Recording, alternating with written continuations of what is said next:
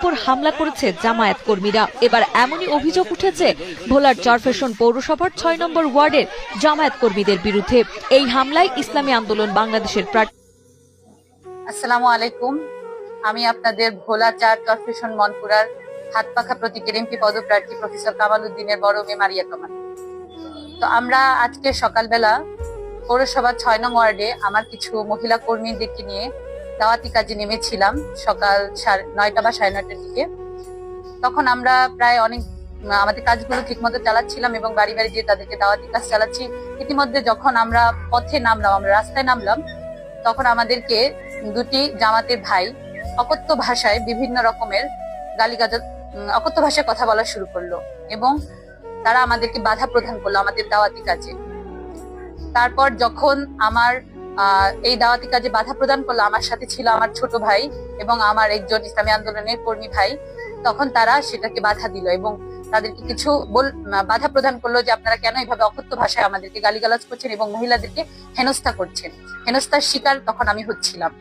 তখন যখন একটু কথা কাটাকাটি হলো, তার মধ্যেই তিনি, যে লোকটি ছিল তার সাথে একটি মুরব্বীও ছিল, যে আমাদেরকে অকথ্য ভাষায় গালিগালাজ করলো, তার নাম ছিল সোহেল, তার সাথে একজন মুরব্বীও ছিল।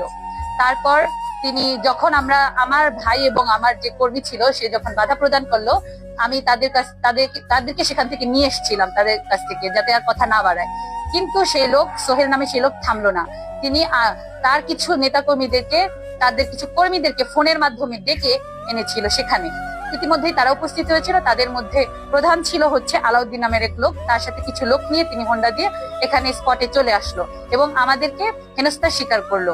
ইতিমধ্যে সে আমার কিছু ভিডিও ক্লিপস নেওয়ার চেষ্টা করলো। তখন আমার কর্মী, আমার ভাই, তারা দুইজনই বাধা প্রদান করলো এবং তাদের মধ্যে হাতাহাতি শুরু হয়ে গেল।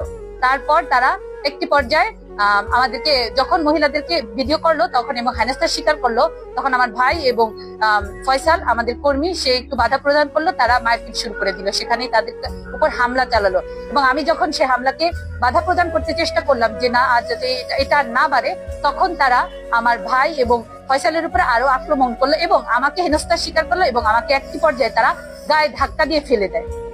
তো আমার প্রশাসনের কাছে একটি আবেদন যে এখন আমরা কি এই বাংলাদেশের এই রাজনীতি চাচ্ছি, বা হচ্ছে আমরা কি এখন আমাদের এই বাংলাদেশ চাচ্ছি যেখানে আমরা স্বাধীন মতো ধর্ম মত নির্বিশেষে আমরা আমাদের প্রচারণা কাজ চালাতে পারবো না?